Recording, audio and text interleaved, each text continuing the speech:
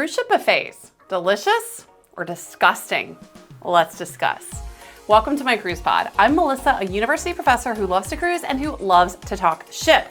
Today we're diving into a classic part of the cruise experience, the buffet. Specifically, we're exploring 3 key strategies for mastering cruise ship buffets. And yeah, this might sound like basic information. I promise you'll come away with some good tips and strategies that will benefit you on your next cruise. Whether you're a first timer or a seasoned sailor, these tips will help you navigate that buffet like a pro. So let's dig in, pun intended. First, what is a cruise ship buffet? Before we jump into the strategies, let's quickly define what we're talking about here. A cruise ship buffet is that casual serve-yourself dining option, a buffet obviously, that's available on almost every major cruise line. Although there is a notable exception, which is Virgin Voyages. They've opted for a different approach. You will not find a buffet on a Virgin cruise.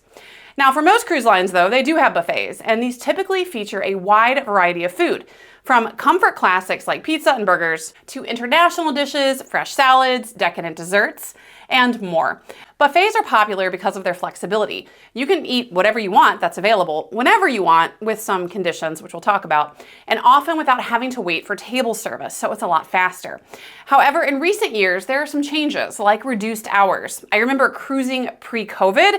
That buffet was pretty much open all the time, including for, even back in the days, they had this midnight buffet extravaganza. It's not like that anymore. No more midnight buffets, no more all-day buffets, but there have been changes like reducing the hours. So it's really important to check the schedule for your specific sailing, because gone are the days of those always open buffets, so you have to kind of plan ahead.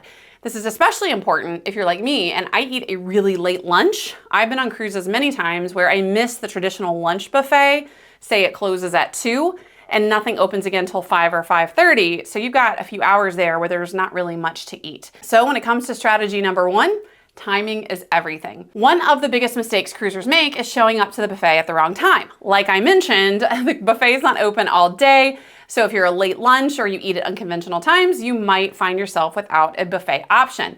But here are some other reasons why timing matters. In addition to those limited hours and making sure that you don't miss mealtime, you also can use strategic timing to avoid the crowds. Now, while you don't want to get stuck in that gap of time where there's no buffet open, you also don't want to go there right during peak time, like right after embarkation or just before shore excursions.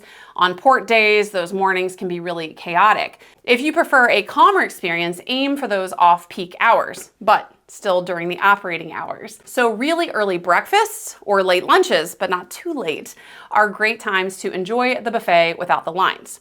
Another perk of timing your buffet consumption is because you have that fresh food advantage.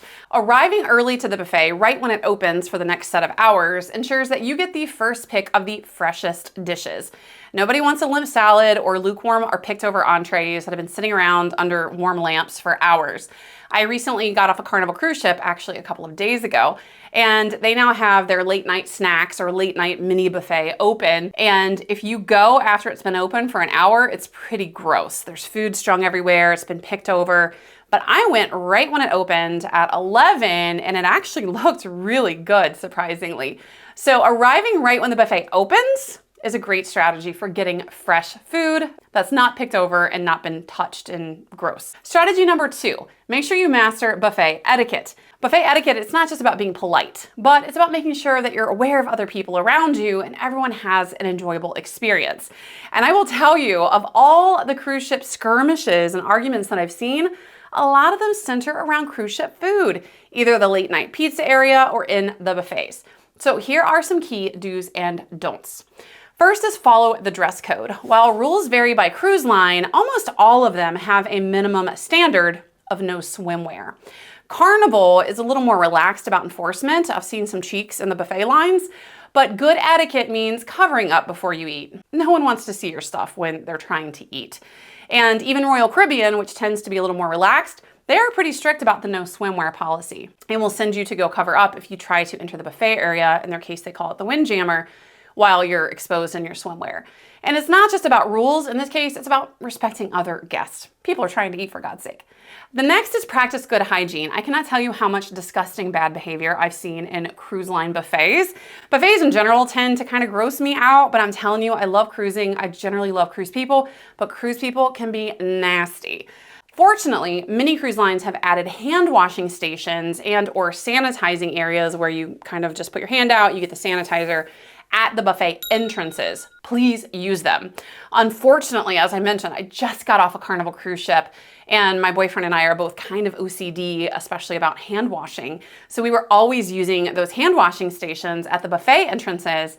And at the end of the cruise, I actually turned to him and said, hey, I have an observation. Did you make this observation as well? Which is that every single time we washed our hands, which was every single time we went into that area, did you notice we were literally the only ones washing our hands? So on a cruise of thousands of people, not one time did we see one other person while we were there washing their hands.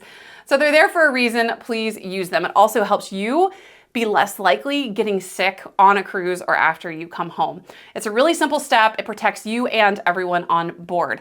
Unfortunately, disease and nastiness is rampant on cruise ships because you are in a contained environment. So practicing good hygiene really is beneficial, especially on a cruise. And remember, no touching food with your hands. Please always use the provided utensils. And parents, please watch your kids. I've seen some real nasty stuff of kids coming up, picking up a cookie, I don't want it, putting it down, knowing they haven't washed their hands. It can get really gross. So just use common sense hygiene stuff. Another is mind your manners. Like I said, I've seen a lot of skirmishes happen in the buffet line, and this is usually because people are cutting in line or there's a perception that people are cutting in line. Buffets are first come, first serve, and cutting in line, it isn't just rude, but it disrupts the flow for everyone. So just hold your horses and wait your turn. That being said, please be quick with your choices. It's very frustrating when you are in a long buffet line in a busy time period and you've got someone that's meticulously pouring over every choice and holding up the whole line. So please don't hover. Please don't be indecisive because it slows things down for everyone. You've got time, scan your options quickly, and then just make quick decisions. And finally, use a fresh glass for drinks. Most cruise lines now recommend this. They'll have signs up, and for hygiene reasons, especially now post-COVID that people are hopefully more cognizant of hygiene, when you need to get a refill, don't use your same glass, especially if where your mouth is touched, it's touching on the dispenser. Just get a fresh glass. That's actually what the cruise lines prefer. Another bit of etiquette, don't overload your plate. One of the big reasons cruise lines have cut back, I think the real reason is for profits, but what they say is because there is rampant food waste on cruises, and a lot of this happens in the buffet, where people heap their plates, they get excited, they're hungry, they want to grab a little bit of everything, and then the food sits and goes to waste and gets dumped out. So be mindful of not overloading your plate. Yeah, it might stink to wait in line again, but you can always go back for seconds, or on a cruise ship, even thirds or fourths or fifths. It's unlimited. So start small. This not only reduces waste, but it also keeps you from overindulging. And that cruise ship wait, that can be a real thing. Ask me how I know. Strategy number 3, make the most of the buffet experience.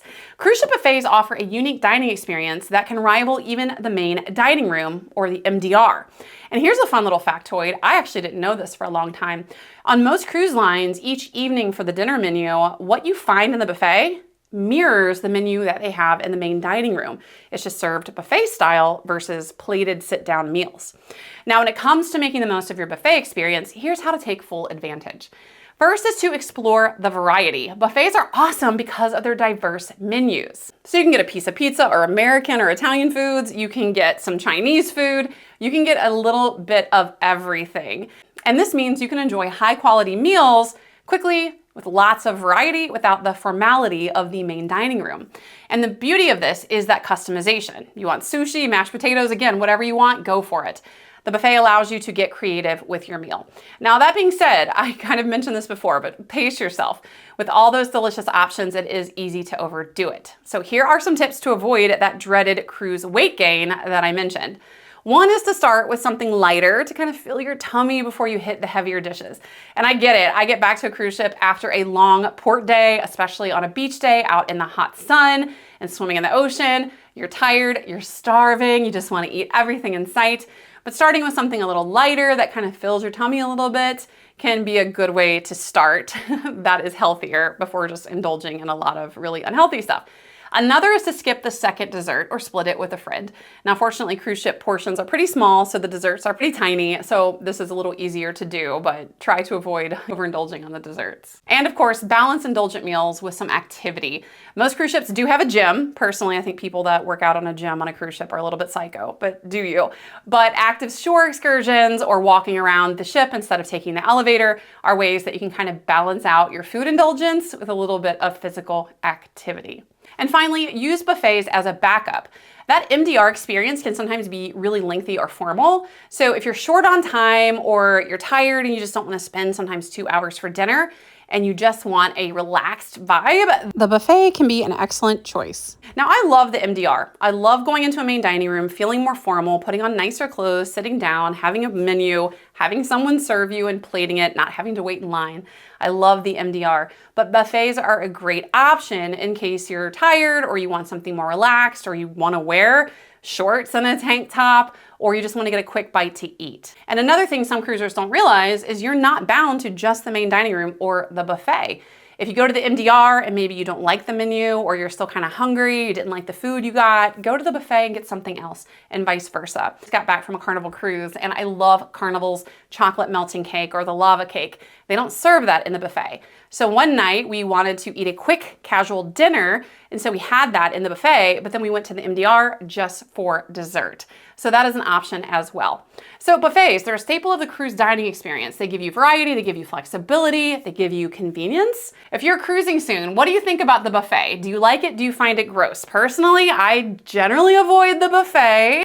But when I don't want to change clothes, I want something quick and easy, I'll definitely do the buffet, but with good hygiene. Let me know what you think in the comments.